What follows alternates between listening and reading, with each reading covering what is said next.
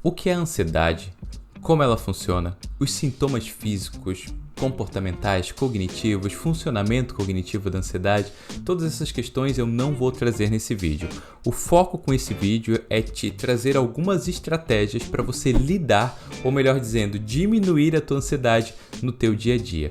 E melhor ainda, essas são estratégias que você pode começar a aplicar hoje, sozinho e de forma muito prática. Para alguma delas eu vou até colocar aqui um PDF na descrição desse vídeo com uma colinha para você utilizar no teu dia a dia. Já vou aqui trazer um ponto que talvez alguma dessas estratégias sejam simples, ou melhor dizendo, sejam estratégias óbvias, mas se você não consegue lidar com sintomas de alta ansiedade, existe uma chance muito grande de você estar ignorando elas no teu dia a dia. Então, se são simples, se são óbvias, então o óbvio precisa ser dito e o óbvio precisa ser feito. E a primeira estratégia, a primeira técnica, vamos chamar de técnica, tá? A primeira técnica que eu quero trazer aqui para você é técnica de respiração. E aproveitando, eu já vou trazer duas técnicas aqui para vocês.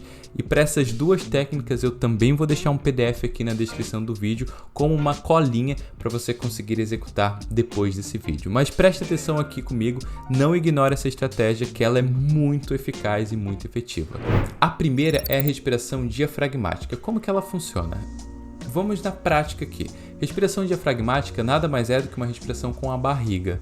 Ao invés de você respirar mexendo o peito, você precisa certificar que é a barriga que está se movimentando. Então você coloca uma mão no peito, a outra mão na barriga e você começa a respirar e você vai perceber, vai observar se a mão que está mexendo é a do peito ou a da barriga. Se for a da barriga, é sinal que você está respirando corretamente. Como que funciona a respiração diafragmática? Você vai puxar o ar pelo nariz contando 4 segundos, segurar contando 1 segundo e soltar pelo nariz ou pela boca na contagem novamente de 4 segundos. E você vai fazendo nessa frequência de 3 a 10 minutos. Essa é uma prática diária, você pode aplicar no teu dia a dia. Eu gosto de orientar os pacientes a fazer ou de manhã cedo, antes de começar os seus trabalhos, ou de noite, aquele ato de descansar antes de dormir. É uma ótima prática, ajuda você a melhorar aqueles sintomas de tensão e principalmente aquela respiração hiperventilada, aquela respiração rápida. É importante compreender, e aqui só um parênteses, que a respiração ela é um aliado para a diminuição da ansiedade, porque em um momento de alta ansiedade ativa o sistema nervoso simpático, que de simpático não tem nada. Ele é o sistema de luta e fuga, ou seja, quando esse sistema nervoso ele é ativado, teu corpo começa a aumentar o batimento cardíaco, aumentar a frequência de respiração, a famosa hiperventilação, começa a gerar uma tensão muscular, ou seja, ele te prepara para luta e fuga. Quando você começa a utilizar técnicas de respiração, o teu corpo passa a compreender melhor o que está acontecendo e ele desenvolve algumas questões como reduzir o ritmo cardíaco, diminuir os sintomas físicos, ele traz o foco para um momento presente, diminui a hiperventilação. Então, essas técnicas elas ajudam de uma forma bem rápida a você estabilizar os sintomas que você está sentindo naquele momento. Sabe? Aquela falta de ar, o coração batendo mais rápido, aquela sensação de que parece que você vai perder o controle. Essas estratégias que eu estou passando aqui para você de respiração vão te auxiliar nisso. Eu vou trazer uma aqui que é um pouco mais rápido que a respiração diafragmática, que é a respiração 4-7-8. Pelo nome você já deduziu como é que ela é feita. Então você vai, novamente, não pode ser o peito, tem que ser a barriga. Ela precisa também ser diafragmática. Você vai puxar o ar na contagem de 4 segundos, você vai segurar esse ar na contagem de 7 segundos e depois vai soltar o ar pela boca ou pelo nariz na contagem de 8 segundos. E você vai repetir nesse mesmo ritmo por volta de 2 a 3 minutos ou de 2 a 5 minutos. Você pode utilizar essa técnica quando tu tiver praticamente uma crise de ansiedade. Então, é importante, até se você sofre com crise de ansiedade, ensina para as pessoas que convivem contigo, porque se em algum momento tu ter essa crise, essas pessoas podem te auxiliar a sair dessa crise, a estabelecer de uma forma mais rápida os sintomas de alta ansiedade que você estiver sentindo naquele momento. Fechou? Então vamos aqui para a próxima técnica. Eu estou chamando de técnica, mas isso é praticamente uma prática. exercícios físicos. Eu sei que é chover no molhado e que tu já ouviu isso em vários momentos, então eu vou ser bem rápido nesse tópico. Mas vamos lá. O exercício físico ele é fundamental para a nossa saúde mental, fundamental para a manutenção dessa nossa ansiedade, para que diminua os nossos sintomas de ansiedade no nosso cotidiano. Para praticamente todos os pacientes eu indico os exercícios físicos. Então vamos lá, o exercício físico ele te ajuda a regular o cortisol, libera endorfina, aumenta a serotonina e dopamina, ele melhora a tua saúde mental em um geral. Eu gosto sempre de trazer a ideia de que os exercícios físicos eles servem como a base. Eu brinco falando sério com meus pacientes, dizendo a gente precisa começar com um básico bem feito. E o básico bem feito, ou no básico bem feito, está incluso os exercícios físicos. Aqui vai uma técnica e uma estratégia que eu tenho quase certeza que você ignora e por vezes você até acredita que ela não é adequada ou não te faz bem, chamada rotina.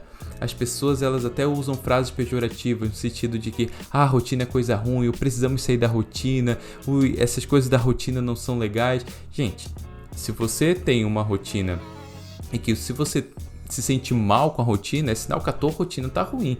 Mas rotina não é algo ruim, ela é necessária. Quando a gente faz treino de paz, para orientar ali os pais de certa forma a compreender melhor o funcionamento dos filhos ou até mesmo adequar alguns comportamentos, uma das bases para o comportamento dos filhos é a rotina. Nós adultos também precisamos de rotina, ou seja, o que é que eu vou fazer naquele dia, o que é que eu vou fazer naquela semana. Rotina é como um GPS que te guia pela melhor rota possível para chegar naquele objetivo que você quer. Organizar, não só colocar, eu vou fazer as coisas que estão na minha cabeça. Não, organiza o teu dia. Eu não gosto muito, mas se você gosta no papel, pode ser até no papel. Mas tem vários programas e aplicativos gratuitos que você pode utilizar, como o Trello, o Notion, o Google Agenda, que é meu preferido. Você coloca ali as tarefas, os teus compromissos que você tem que fazer no dia. Então, estabelecer rotina, organizar uma rotina é fundamental. Vou te dar um exemplo. Algumas pessoas falam para mim, comecei a fazer os exercícios físicos. E eu questiono, que horário e que dia você está fazendo? Não coloquei isso aqui ainda, mas vou fazendo. Não, se você vai começar a fazer exercícios físicos, por exemplo, qual será o dia? Segunda, quarta e sexta? Que horário? Às 19 horas da noite? Ok, 19 horas da noite, às 19 horas, melhor dizendo, né? Você vai fazer esse exercício físico. Na segunda, na quarta e na sexta. Isso é rotina, é organização. Final de semana você vai dar uma volta em família? Isso é rotina, é organização. Então, não é porque é organizado que é chato. Na verdade, o organizado ele é mais seguro e ele traz para você essa segurança. Então, você não fica muito com aquela ansiedade, o que eu vou fazer depois? Eu tenho que terminar isso aqui e já fazer a segunda atividade? Não, porque já tá. É como o nosso segundo cérebro. Aprender a utilizar uma agenda, por exemplo, é um segundo cérebro. É um desafio que eu faço contigo. Comece a executar a rotina a partir de hoje, de forma organizada, que você vai perceber uma melhora considerável na tua vida. Aqui vem outro ponto que é semelhante ao exercício físico que você já deve ter escutado em algum lugar.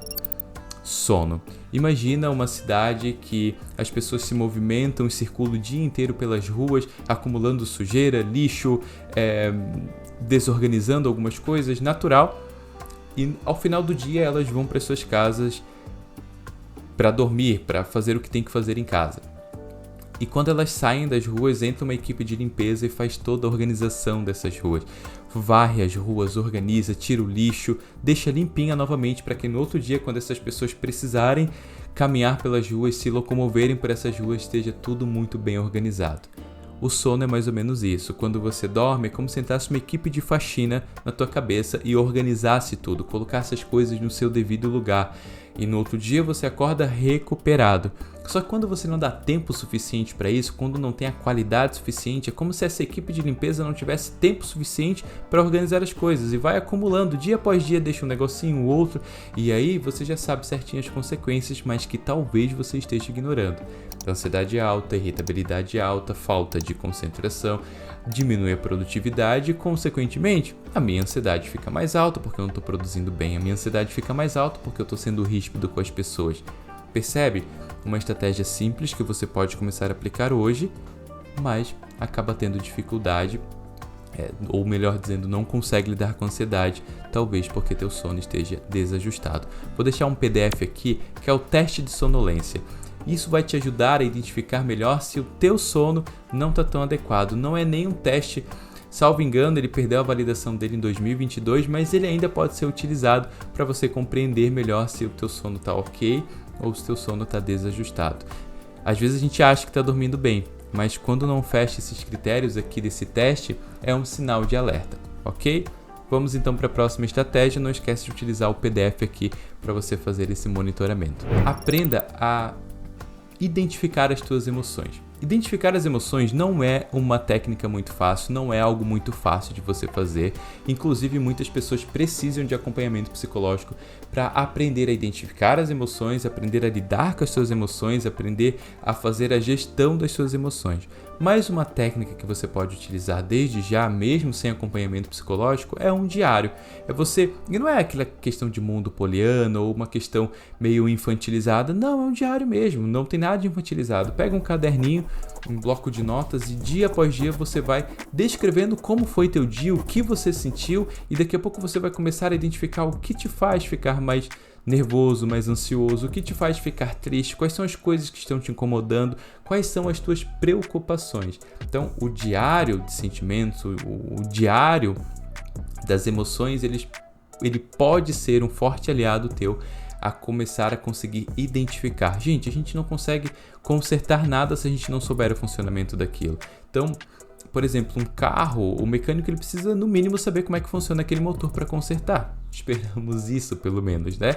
Mas se ele não sabe o funcionamento, ele não vai conseguir consertar. Se você não compreender melhor o funcionamento das suas emoções, se você não souber como é que funciona o teu cotidiano, o que gera, quais são os gatilhos que você tem, vai ser um pouco complicado você conseguir lidar com as suas emoções, ou melhor dizendo, conseguir manter uma certa saúde mental no teu cotidiano, no teu dia a dia. Por último e não menos importante, psicoterapia, acompanhamento psicológico. Gente, é complicado nos dias de hoje, por vezes, você conseguir desenvolver saúde mental sem um acompanhamento psicológico. Estou dizendo que todo mundo precisa fazer terapia? Não, nem todo mundo precisa fazer terapia. Tem pessoas que não precisam.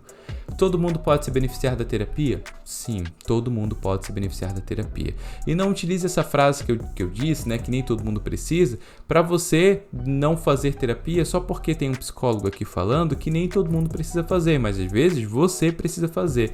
E às vezes você é do time que precisa fazer porque as pessoas que convivem contigo não fazem. Aprender a lidar com as emoções tem muitas dicas na internet, inclusive eu também estou trazendo aqui algumas dicas e estratégias para vocês, mas existem alguns casos que as coisas, que como dizia minha avó, o buraco é mais embaixo.